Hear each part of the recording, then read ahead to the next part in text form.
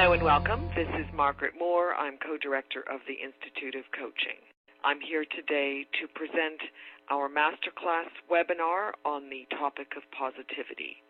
Today we're going to present part 2, which includes more on positivity, discuss some of the main drivers that generate positivity, and in particular, I like to think about positivity as it relates to our past, present, and future, and so have presented here today a framework along those lines. So here's the Time magazine cover on the science of happiness, which is 4 years ago. This is in 2006. And I raise this now because there is this counterbalancing backlash against positive psychology out there, because many say this is fluff. This is something that is a luxury. This is not a necessity.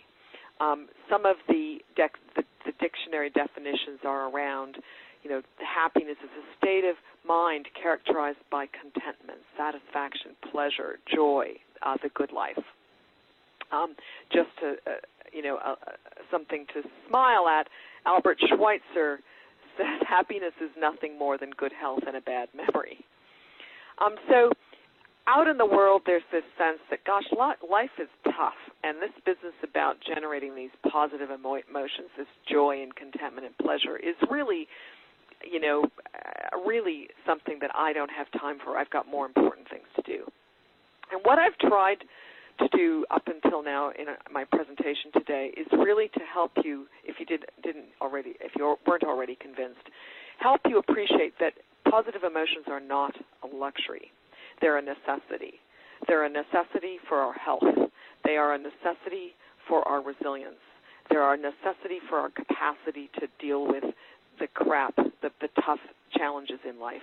And so they are something that we need to make a priority. And it needs to be at the top of our agenda as coaches. Now, why do we need to address this as coaches? And why do we need to be skilled at this? So one of Fredrickson's most compelling pieces of data, I think, is that 80% of people have a positivity ratio below 3:1, which means that most people do not have the optimal resources and resilience needed to change, to grow, to deal with adversity, and to thrive. And one could make the case, and I asked Barbara Fredrickson when I had lunch with her a year ago, could we make the case that the obesity epidemic could be in part caused by the fact that people are underwater when it comes to their ratio of positive to negative emotions? Because to make lifestyle change requires resilience and confidence and persistence. And if you're in the downward spiral area, you're going to give up really easily. You're going to say, I can't do this. You're going to say, I failed many times. You're not going to have the what it takes to be successful. So what are we drawing on then as coaches? What can we do that's science-based to help people improve their positivity? First, I'm just going to tell you about some of the most important books, I think. There are many books in positive psychology, but I just want to point you in the direction of 3 that I think are really valuable. And then I'm going to tackle it with a different model, which I'll come to. So the 3 books that I'm putting out as good places to start with Ed Diener's book. I've already mentioned it. That's about psychological wealth. And he describes happiness as a process. It's not a destination. Remember Kate Larson's book, Progress, Not Perfection. It's about the process. So it's not even about the achieving things. It's not about moving into the new house. It's really about how you live your day and your days and weeks. Day in, day out, week in, week out. So what are his key elements? Life satisfaction, which comes from accomplishing things because you overcame adversity. Meaning and spirituality. You have a sense of purpose. You have a reason to get out of bed. You have a reason to persist. Positive attitudes and emotions we've touched on. Loving social relationships are really important. Having things to do every day that are engaging, whatever shape they take, whether it's raising children, working, donating your time, doing things that are engaging and challenging. Having life goals and values that you care about, that you're working toward. It doesn't matter if you don't even get to them. You just have a reason to keep going and something to accomplish. The physical health we've talked about already, and we all need enough resources, financial resources, material assets to be able to meet our needs. The next book I want to refer to is The Howl of Happiness, that was written by Sonia Lyubomirsky, who's one of the researchers who has studied positive psychology interventions to see what works and what improves positive emotions and positivity. And one of her big points is that it's very important to not just sign on for every intervention that has been suggested, that what fits with you that matters very much. Just like, most people don't want to jog. Unfortunately, today we have so many exercise options that it's hard for people to miss finding something that they will enjoy. Similarly, in terms of things that make you feel good, things that generate positive emotions, which are basically new habits, there are many choices, and you really need to concentrate on what is going to work for you. So the 12 include expressing gratitude, cultivating optimism, avoiding overthinking, that ruminating place, practicing acts of kindness, doing nice things for people, the social relationships, that's in common with Ed Diener. Strategies for coping, that's the how do I bounce back?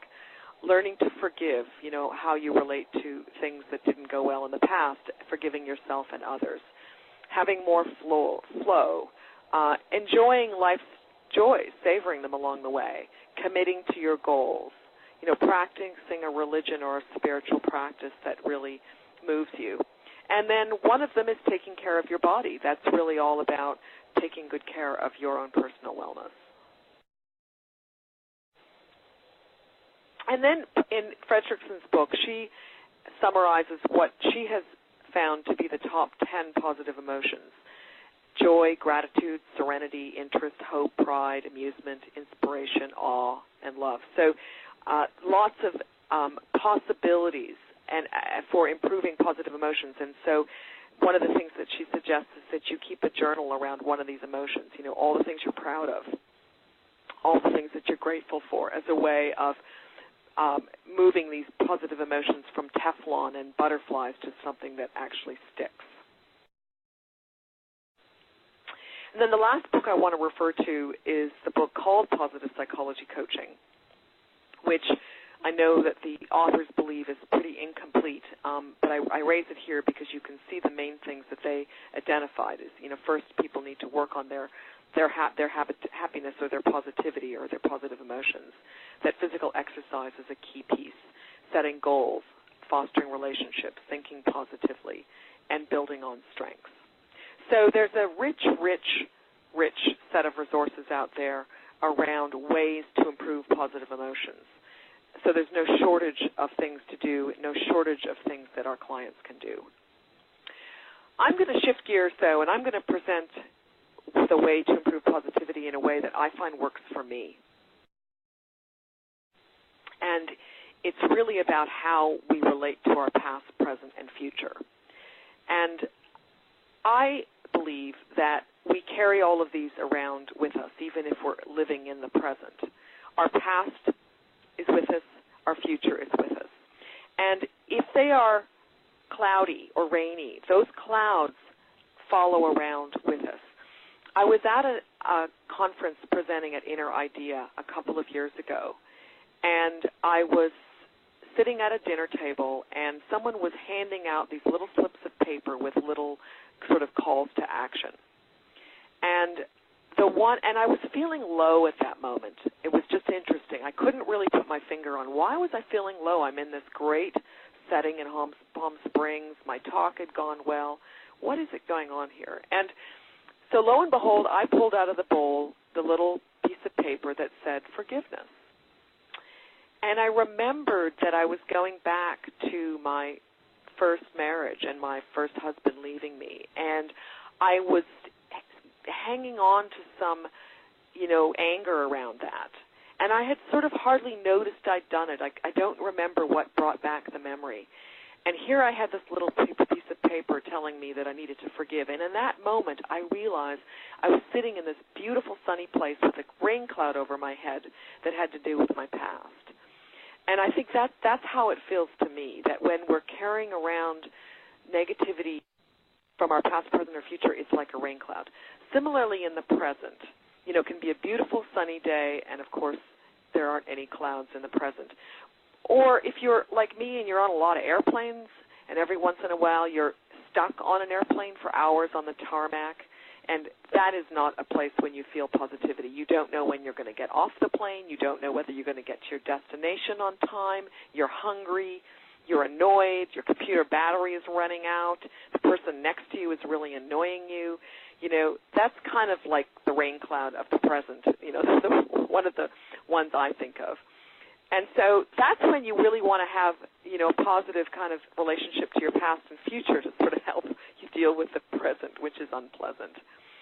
And similarly, if you don't feel good about your future, that follows you around. And I really saw that in full flight a year ago when we were in the middle of the recession, and people were worried about the future. You could see it everywhere. It was all over the media, unemployment going up, up, up, all of the bad things that were happening.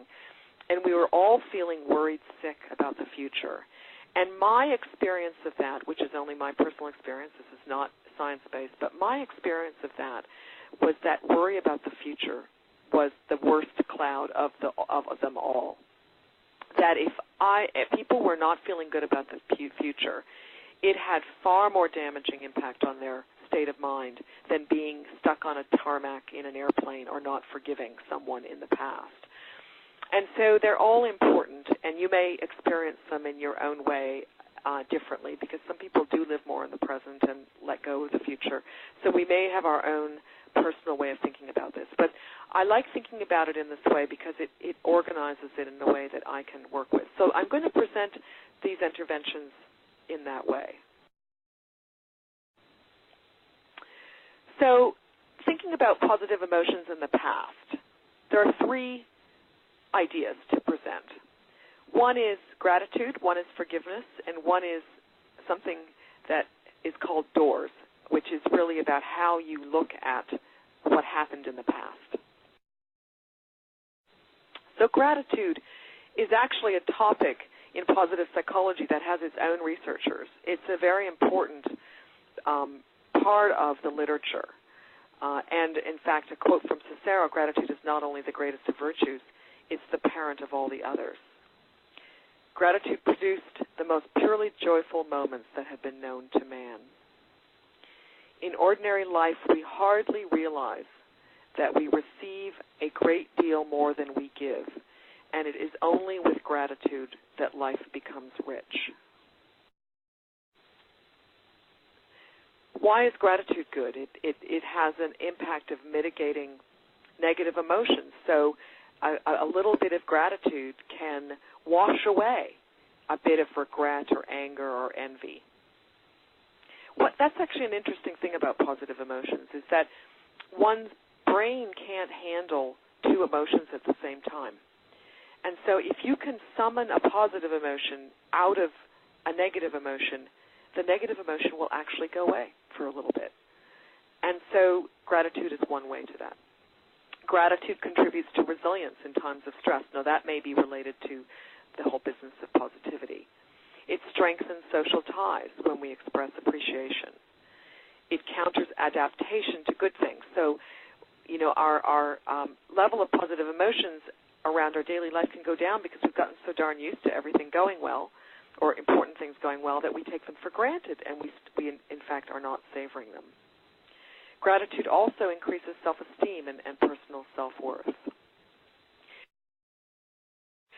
So one of the interventions to increase gratitude that has been studied and shown to work, and I've actually done this myself and can vouch for it, is that you write a gratitude letter to someone who has been kind to you. but to whom you may never have expressed your gratitude, and then deliver it personally.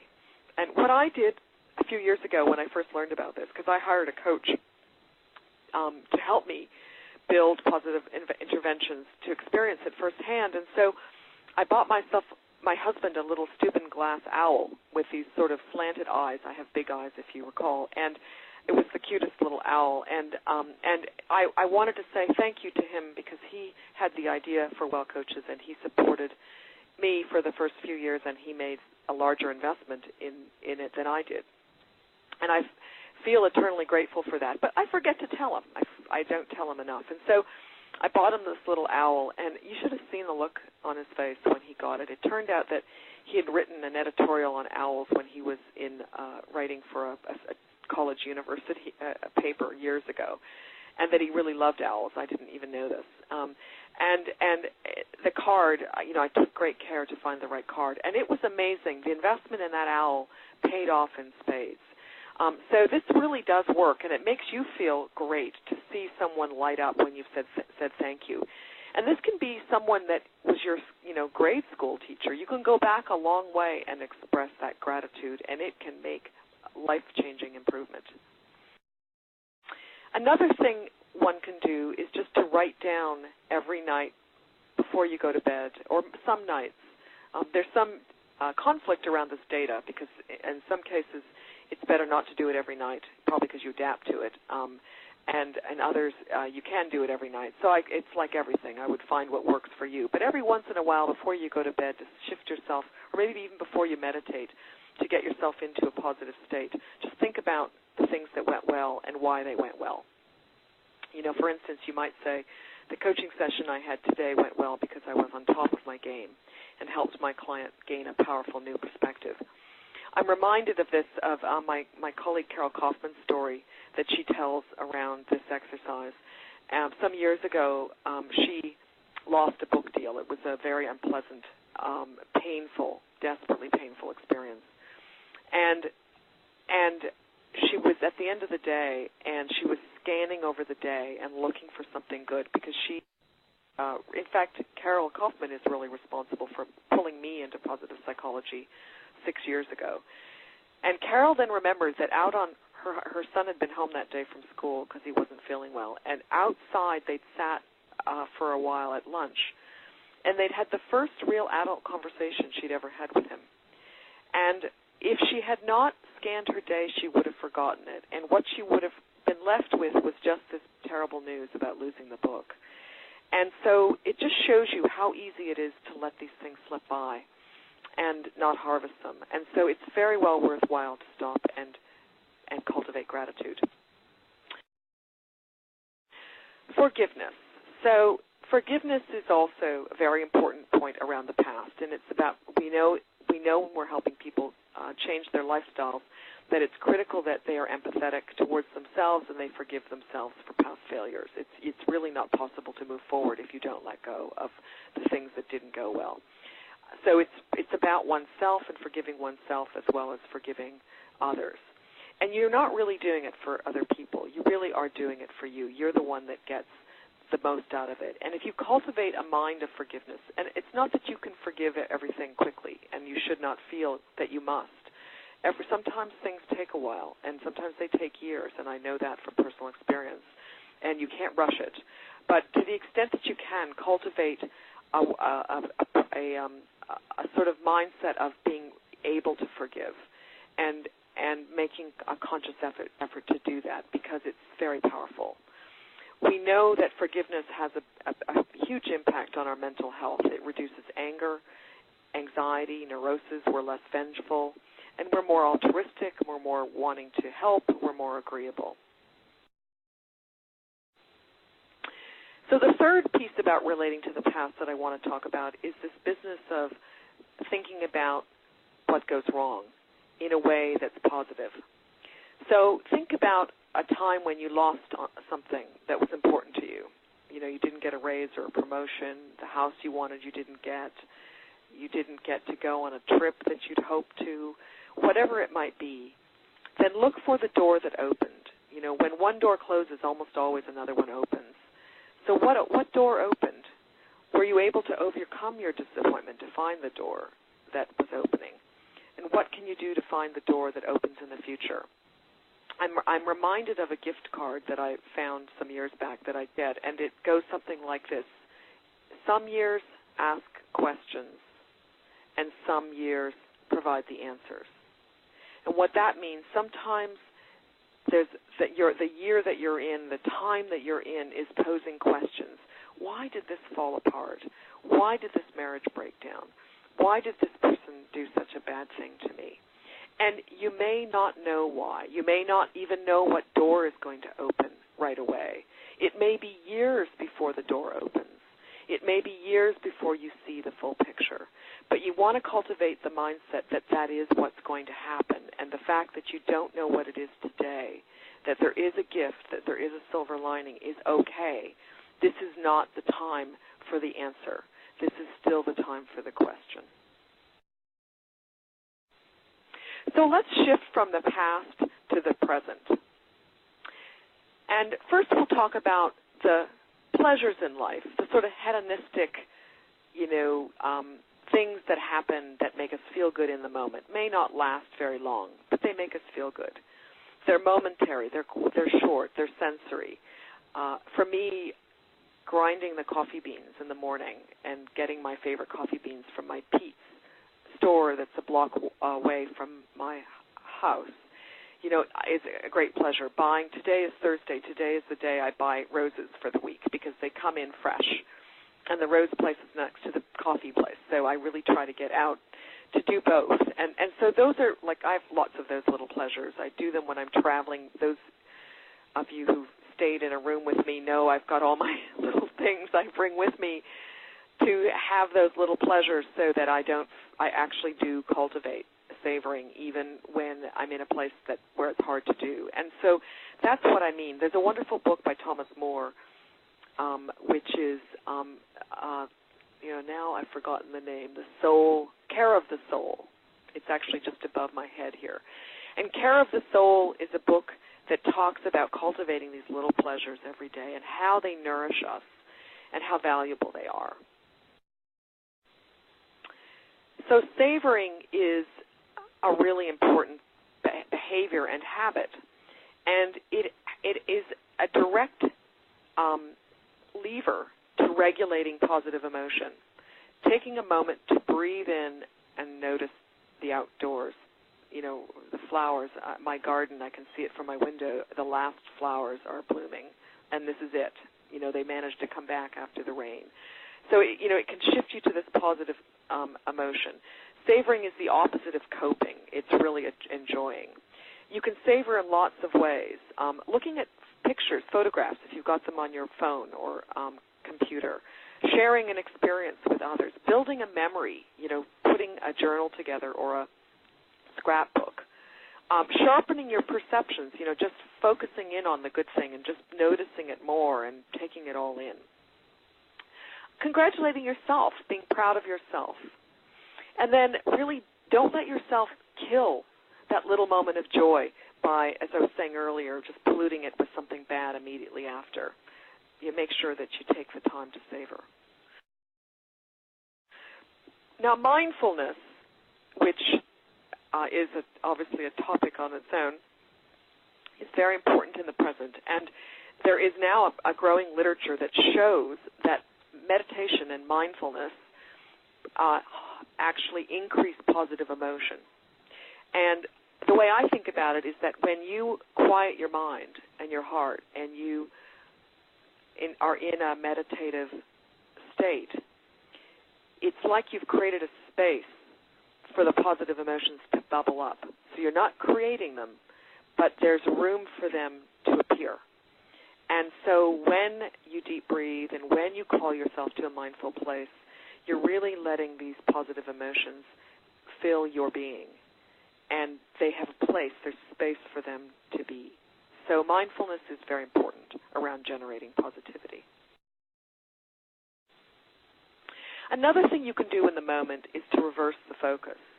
You remember this picture of the vase and the two faces. You see the two white faces, you see the black vase. How quickly did you look at this and see the black face? I mean, that's a really interesting question. Or did you see the faces immediately? And just notice how fast you can move back and forth between seeing the two images. And so you have a choice. Do I see the black or do I see the white? And in the moment, you can reverse that focus and focus on the white and not the black. And you may need to learn to do this because it may be that our natural wiring from our evolution is towards the negative. It may be that you've cultivated or you've been through a bad patch, and so you've gotten into a negative pattern. It may be that you're in a crisis, and so it's just harder to get out of the negative focus. So you really want to learn how to switch this headset, reverse the focus, move away from the Velcro into Teflon. So there are many ways to build positivity in the present. And there are a few interventions that have been proven. Positive introduction is a quick one. You can do this in a group. Just tell a story of yourself at the best in the last week. This is Seligman's advice. Tell it with a beginning, a middle, and an end, and go out with a bang. The three good things, we've already talked about that, to harvest what you're grateful for, and scan your day. So that concludes the piece on the present that has to do with the savoring mindfulness sort of way of being. Maybe more important, in my opinion, and actually Seligman makes this point in Authentic Happiness, and this maybe speaks to the fact that we all have different recipes for positivity that work for us. So engagement and meaning, being engaged in one's life, being challenged by activities that are allowing you to grow and develop, that absorb you, that stretch you, using your strengths, being connected to a higher purpose, using your strengths for a higher purpose, and being in flow. All of that is about being in the game of life, not being at the sidelines, not being the critic who's complaining about why things aren't going well, why don't I have things that excite me. This is about jumping into the game of life and playing it, being a player, playing the game in your way, in a way that works for you. So you all know about the character strengths, and so there is research around these, and they do help us become more engaged. There are other models of strengths, and so, again, you can even choose which way you want to cut and paste your strengths that make sense for you. Here's what character strengths feel like, though, which really do increase engagement. They feel like this is the real me. I own this. It's authentic. I feel excited when I display it, when I'm using my strength. So for me personally, persistence and bouncing back are strengths that come from different assessments for me. And so when I'm dealing with struggles, it's almost as if I was born to do that. I was designed to persist and to bounce back. And so I have to laugh sometimes when I'm going through a tough time because I'm thinking, well, Margaret, what would you expect? That's what you were designed to do. So why would your life not deliver those challenges? When you are using your strengths, you're on a rapid learning curve. You also want to learn continually how to use it. You're really drawn to use it more. You yearn to use it more. It feels inevitable. It feels like try and stop me. Try and stop me from being resilient and being persistent. Get out of my way. You're not going to stop me. It's invigorating to use your strengths. It's not exhausting. You want to create projects to use it, and you feel joy and zest and maybe even ecstasy. So that's what feeling engaged is, when you're using your strengths. So this is, for me personally, this is bigger than savoring. This is about being in the game. Savoring is great when I need a rest or when I'm puttering around getting ready for the day or I need a break. But for me, this is the game of life. And we also know there's a study on using strengths. If you pick one strength and use it in a new way every day for a week, your well-being will go up. And so this works. So next, now that you know your strengths, use them to get into flow, because flow is the state of engagement, of being completely absorbed, in being challenged, in being stretched. it's that magical place that that Csikszentmihalyi has so beautifully laid out for us. And most of us don't get enough flow from the literature so far. Most people get most of their flow at work. Most people don't enjoy their flow at work because they're too stressed out and overwhelmed and upset by all the toxicity. And so they don't get to harvest what they've got. Many of us plop on the couch at the end of the day, so we don't create flow experiences out of cooking and connecting in our hobbies or our exercise. And so all of us could use more flow, almost all of us. In my case, I think I probably have too much, but for most of us, there's a lot of room for improvement for our clients. Most people get most of their flow at work. Most people don't enjoy their flow at work because they're too stressed out and overwhelmed and upset by all the toxicity. And so they don't get to harvest what they've got. Many of us plop on the couch at the end of the day, so we don't create flow experiences out of cooking and connecting in our hobbies or our exercise. And so all of us could use more flow, almost all of us. In my case, I think I probably have too much, but for most of us, there's a lot of room for improvement for our clients. So let's move to the future. And the biggest body of work around the future and our mindset is the work of Seligman around optimism and how optimism can be learned, and how most depression is, in fact, mostly just inadequate optimism and too much pessimism. So being optimistic is a critical mindset and something to build, and it has to do with how we think about what causes the events of our lives. And if we see bad events as temporary and specific, we're optimistic. If we see good events as long-lasting and broadly applicable, we're optimistic. So you might have heard me tell my stub the toe story. So the optimist stubs his toe and says, I stubbed my toe. The pessimist stubs his toe and says, boy, am I clumsy. Now the optimist, let me start with the pessimist. The pessimist gets a job promotion, and the boss says, great job, I'm giving you a promotion. The pessimist might say, I'm good at my job, I got a promotion. The optimist, on the other hand, would say, boy, am I great. And so, in fact, in some ways, pessimists are more realistic. And it's interesting, and we don't have time to go into this today, but I think that for the most part, we are wired, and maybe particularly in this culture in North America, we are wired to be optimistic. And my view is that we're wired to be optimistic because if we weren't, we'd give up. Life is too hard. And so we actually need to be a little more optimistic and a little less realistic a lot of the time just to keep ourselves going. And the people who are realists end up with all sorts of mental health issues because they sort of see the truth of the matter. They see that the world is a mess and that we're destroying our planet and that, our economy is blah, blah, blah, blah, blah, blah, blah, and that's all true. So it takes great effort to cultivate this optimism, especially, in the times that we live in. But it really does matter. And it does predict success. Seligman has a great story in his book about recruiting of salespeople for an insurance company.